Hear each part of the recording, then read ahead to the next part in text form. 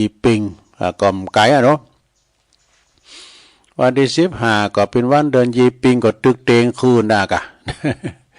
ต่อจากหันไปก็จะเป็นผ่าป่ากันไปเนาะอันนี้เป็นการหลัดตาลเนาะ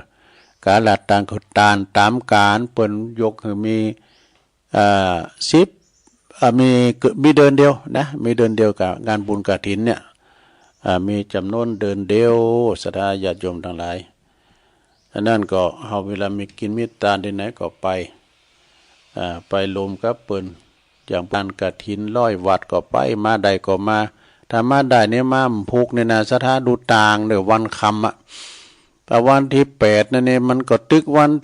ที่8นี่9 โมงบ่จะเริ่มแล้วนี่นะถ้าปีนไปได้มาวันพุกนี่มันถึงดูต่างแต่วันคำเปิดโอกาสไปใส่บาตรไปตอดกฐิน350 วัดนี่นะเนาะเอาละตอนนี้ไปตัวลุงก็คงจะหยอบอย่างพักเบรกกรรมกันเนพักเบรกกรรมก่อนก็เดี๋ยวจะมาเรา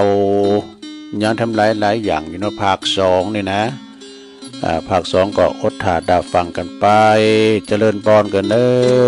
เจริญพร